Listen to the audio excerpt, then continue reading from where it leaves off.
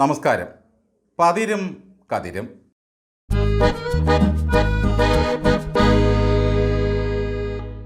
ഭഗവാൻ പരമശിവൻ കഴിഞ്ഞാൽ ഏറ്റവും കൂടുതൽ അപരനാമധേയങ്ങളുള്ള രാഷ്ട്രീയ നേതാവായിരുന്നു പിണറായി വിജയൻ. കർണികാരപ്രിയൻ, കൈലാസനാഥൻ എന്നുവേണ്ട പരമശിവനെ എന്തെല്ലാം പേരിട്ടാണ് ഭക്തർ വാഴ്ത്തിക്കൊണ്ടിരിക്കുന്നത്. ഭരണമുള്ള കാലത്ത് പിണറായി വിജയനെയും ഇതുപോലെ എന്തെല്ലാം പേരിട്ടാണ് അന്തം കമ്മികൾ സേവിച്ച് വാഴ്ത്തിപ്പാടിക്കൊണ്ടിരുന്നത്. കാലത്തിൻ്റെ ചവറ്റുകൊട്ടയിൽ കമ്മ്യൂണിസവും പിണറായി വിജയനെ ഒന്നിച്ച് തലകുത്തി മറിഞ്ഞതോടെ കള്ളൻ വിജയനെന്ന് കേരളത്തിൽ ആരെയെങ്കിലും വിളിച്ചാൽ ആ വിളി കാരണഭൂതത്തിന് കൊള്ളുമോ എന്ന സംശയത്തിലായിരിക്കുന്നു പാർട്ടി പത്രവും പ്രസ്ഥാനവും. ഓർമ്മയിൽ ഇപ്പോഴും ആ കടലിരമ്പം എന്ന തലക്കെട്ടിൽ VS അച്യുതാനന്ദനെ സ്മരിക്കുന്ന വാരാന്തപ്പതിപ്പ് ഇറക്കാൻ കഴിയാത്ത ഗതികേടിലായി ദേശാഭിമാനി പത്രം ഞായറാഴ്ച. കാരണം അകത്തെ പേജിൽ കള്ളൻ വിജയൻ എന്ന തലക്കെട്ടിൽ എങ്ങനെയോ ഒരു ലേഖനം കടന്നുകൂടിയത്രേ. കള്ളൻ വിജയൻ ധന്യാ നാടകഗ്രാമം മുത്തിപ്പാറ PO എന്ന വിലാസത്തിൽ ഈ കേരളത്തിലൊരു മനുഷ്യൻ ജീവിച്ചിരിപ്പുണ്ട്. അയാളുടെ നാടക ജീവിതവുമായി ബന്ധപ്പെട്ടതായിരുന്നു ആ ലേഖനം. പക്ഷേ ആ വിലാസം കൊടുത്ത് കള്ളൻ വിജയൻ എന്ന തലക്കെട്ടിൽ ദേശാഭിമാനി ഒരു ലേഖനം പ്രസിദ്ധീകരിച്ചാൽ സംഭവിക്കുന്നത് എന്തായിരിക്കും? നാളെ മുതൽ കള്ളൻ വിജയൻ ധർമ്മടം PO കണ്ണൂർ എന്ന വിലാസത്തിൽ നൂറുകണക്കിന് കത്തുകൾ ചിലപ്പോൾ ചെന്നെന്നിരിക്കും. ഒരർത്ഥത്തിൽ ഈ ലേഖനം മാത്രമായിരിക്കില്ല ഈ പത്രം ഇറങ്ങാത്തതിൻ്റെ കാരണം. VSനെ പറ്റിയുള്ള ലേഖനത്തിൻ്റെ തലക്കെട്ടിൽ ഒരു കടലിരമ്പമുണ്ട്.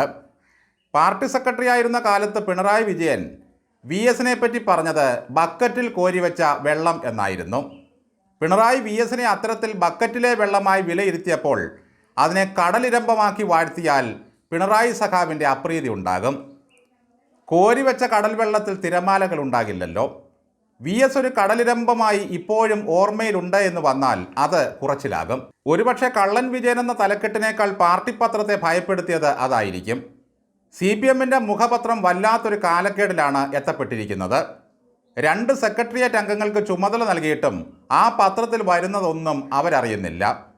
കള്ളൻ വിജയൻ എന്ന ലേഖനവുമായി ബന്ധപ്പെട്ട വാർത്ത ശ്രദ്ധയിൽപ്പെടുത്തിയപ്പോൾ പൂമരൻ സ്വരാജ് പറഞ്ഞതാണ് രസം.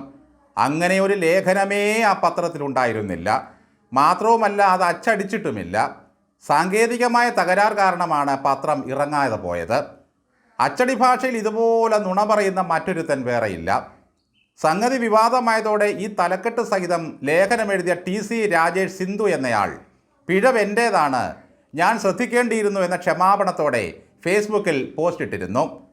അൾട്ടിമേറ്റ് അന്തംകമ്മി വിഭാഗത്തിൽപ്പെട്ട ഒരാളാണ് ഇതെഴുതിയ TC രാജേഷ് സിന്ധു. ഇങ്ങനെ തലക്കെട്ടിട്ടൊരു ലേഖനം താൻ എഴുതിയത് ജാഗ്രത കുറവാണെന്ന് അയാൾ പോലും സമ്മതിക്കുമ്പോഴും പത്രത്തിൻ്റെ റെസിഡൻ്റ് എഡിറ്ററായി നടക്കുന്ന പൂമരൻ സഖാവ് കണ്ണടച്ച് കള്ളം പറയുകയാണ്. നട്ടാൽ കിളിക്കാത്ത നുണ പറയുമ്പോഴും സ്വരാജിൻ്റെ മുഖത്തെ ആ പുഞ്ചിരിക്ക് എന്തൊരു ഭംഗിയാണ്. ഞങ്ങളെല്ലാം പരിശോധിച്ച ശേഷം നേരത്തെ തയ്യാറാക്കിയതാണെന്നും ഇങ്ങനെ ഒരു ലേഖനമേ അതിലില്ല എന്നുമാണ് അദ്ദേഹം പറയുന്നത്.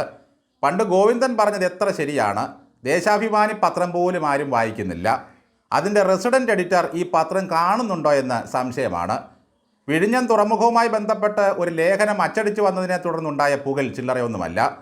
പത്രത്തിൻ്റെ മുൻ എഡിറ്ററായിരുന്ന P രാജീവ് സഖാവിനോട് ഈ ലേഖനത്തിന് തലക്കെട്ടുമായി ബന്ധപ്പെട്ട വിഷയത്തിൽ മാധ്യമപ്രവർത്തകർ ചോദിച്ചപ്പോൾ അദ്ദേഹം പറഞ്ഞത് ഞാൻ പത്രം കണ്ടില്ല എന്നാണ്.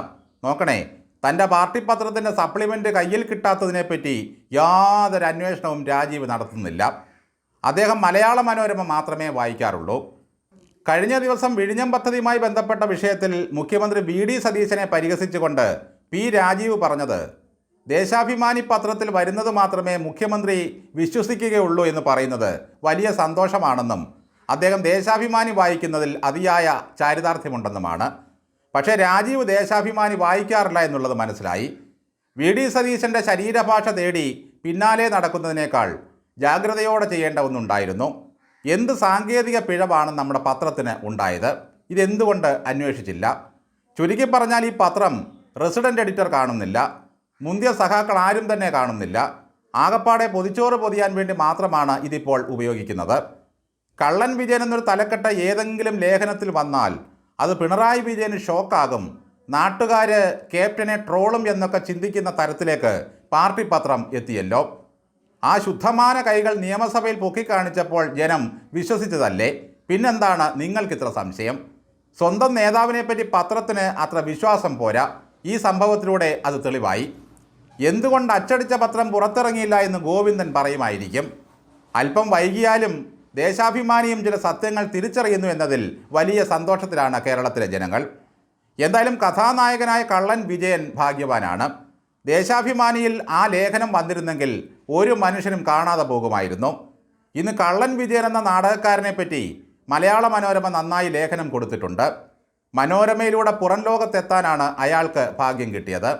എന്തിനേറെ പറയുന്നു, കവിയൂർ പൊന്നമ്മ മരിച്ചപ്പോൾ മോഹൻലാലിൻ്റെ പേര് വെച്ച് ഒരു ലേഖനം ദേശാഭിമാനിയിൽ വന്നിരുന്നു. എൻ്റെ അമ്മ ആദ്യമേ പോയി, ഇപ്പോഴിതാ രണ്ടാമത്തെ അമ്മയും എന്നായിരുന്നു ആ ലേഖനത്തിൽ എഴുതിയിരുന്നത്.